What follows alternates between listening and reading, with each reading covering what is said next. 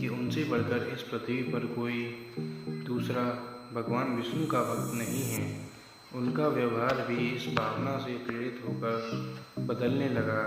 वे भगवान के गुणों का गान करने के साथ साथ अपने सेवा कार्यों का भी वर्णन करने लगे। भगवान से कोई बात थोड़ी ही छुपी रह सकती है। उन्हें तुरंत इस बात का पता चल गया। वे अपने भक्त का पतन भला कैसे देख सकते थे। इसलिए उन्होंने नारद को इस दुष्प्रवृत्ति से बचाने का निर्णय किया। एक दिन नारद जी और भगवान विष्णु साथ साथ वन में जा रहे थे। अचानक विष्णु जी एक वृक्ष के नीचे बैठ गए और बोले, भाई नारद जी, हम तो थक गए, प्यास भी लगी है, कहीं से पानी मिल जाए तो लाओ।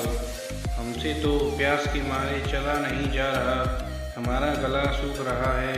यह सुनकर नारद जी तुरंत सावधान हो गए।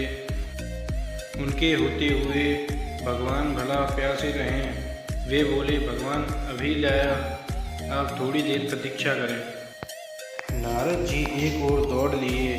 उनके जाते ही भगवान मुस्कुराए और अपनी माया को नारद जी को सत्य के मार्ग पर लाने का आदेश दिया।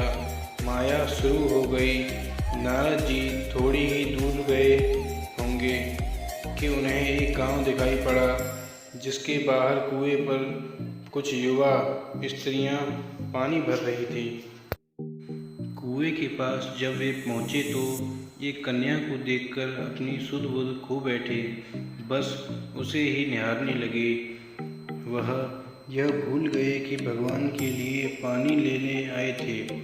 कन्या भी नारद जी की भावना समझ गई। वह जल्दी जल्दी जल से घड़ा भरकर अपनी सहेलियों को पीछे छोड़कर घर की ओर लपकी। नारद जी भी उसके पीछे जा लिए। कन्या तो घर के अंदर चली गई, लेकिन नारद जी ने द्वार पर खड़े होकर नारायण नारायण का अलग लगाया। गृह स्वामी नारायण का नाम सुनकर बाहर आया। उसने नारद जी को तुरंत पहचान लिया। अत्यंत विनम्रता और आदर के साथ वह नारद जी को घर के अंदर ले गया और उनके हाथ पैर धोकर स्वच्छ आसन पर बिठाया तथा उनकी सेवा सत्कार में कोई कमी न छोड़ी। उनके आगमन से अपने को धन्य बताते हुए गृहस्वामी ने अपने योग्य सेवा के लिए आग्रह किया।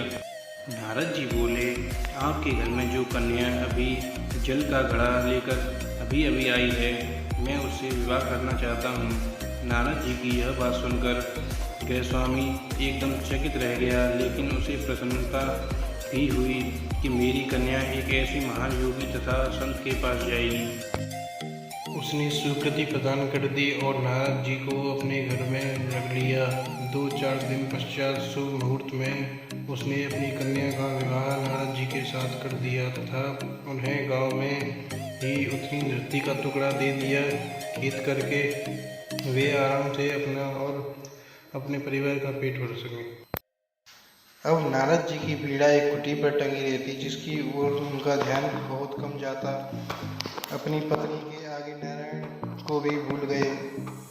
दिन भर खेती में लगे रहते, कभी हल चलाते, कभी पानी देते, कभी बीज बोते तो कभी नराई उड़ाई करते। जैसे जैसे पौधे बढ़ते, उनकी प्रसन्नता का पारावार न रहता। फसलें हर वर्ष पकती कटती, अनाज के उनके कोठरे भर जाते। नारद जी गांव के एक संपन्न किसान माने जाने लगे। वर्ष दर वर्ष बीतते गए और नारद जी की गृहस्थी बढ़ती चली गई। 3-4 लड़की लड़कियां भी हो गए। अब नारद जी के पास एक क्षण भर का भी फुर्सत नहीं मिलती थी। वे हर समय बच्चों के पालन पोषण तथा पढ़ाई लिखाई में लगे रहते अथवा खेत में काम करते रहते थे।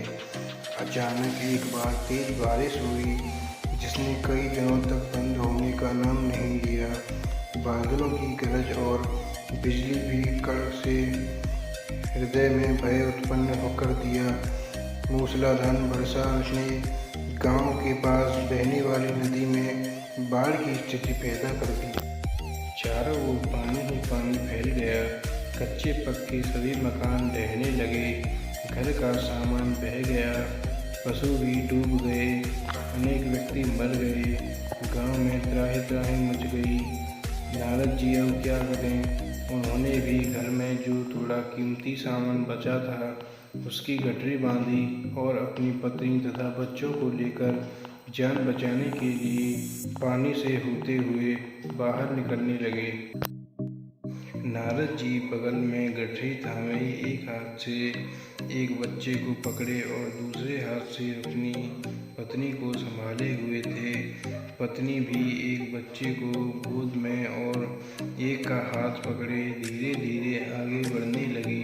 पानी का बहाव अत्यंत तेज था तथा यह भी नहीं पता चल रहा था कि कहाँ गड्ढा है और कहाँ टीला। अचानक नारद जी ने ठोकर खाई और गठरी बगल से निकलकर बह गई। नारद जी गठरी कैसे पकड़ते? दोनों हाथ तो भरे थे।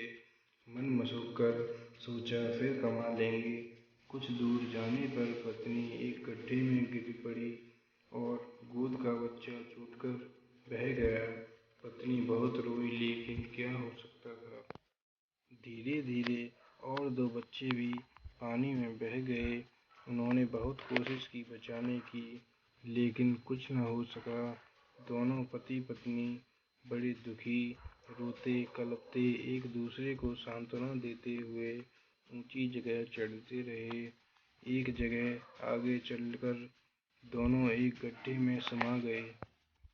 नारद जी तो किसी प्रकार गड्ढे से निकल आए, मगर उनकी पत्नी का पता कहीं नहीं चला। बहुत देर तक नारद जी उधर उधर दूर दूर तक ढूंढते रहे, लेकिन व्यर्थ। रोते रोते उनका बुरा हाल था।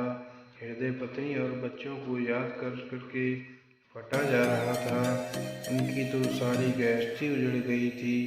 बेचारे क्या करें, किसे कोसें, अपने भाग्य को या भगवान को।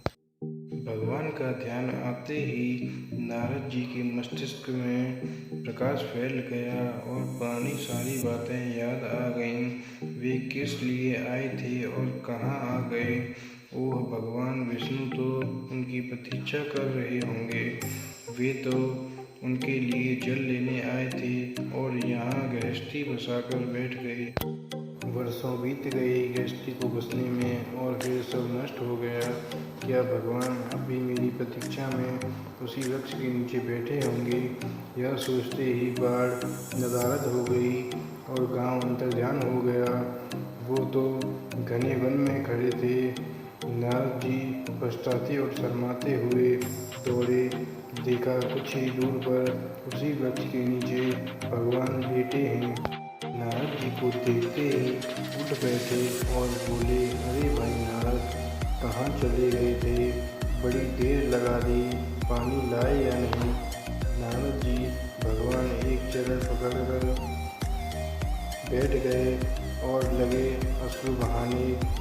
उन्हें उनके मुँह से एक बूंद भी नहीं फूटा। भगवान मुस्कुराए और बोले, तुम अभी तो गए थे, कुछ अधिक देर थोड़ी ही हुई है। लेकिन नारद जी को लगा था कि वर्षों बीत गए। अब उनकी समझ में आ गया, यह सब भगवान ही माया थी जो उनके अभिमान को चूर चूर करने के लिए पैदा हुई थी। वे सोचने लगे, उन्हें बड़ा घमंड था कि उनसे बढ़कर त्रिलोक में दूसरा कोई भक्त नहीं है। लेकिन एक स्त्री को देखकर वे भगवान को भूल गए।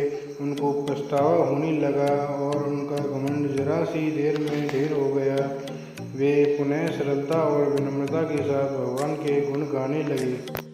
तो देखिए कि किस प्रकार भगवान अपने भक्तों को पतन के रास्ते पर जाने से रोकते हैं।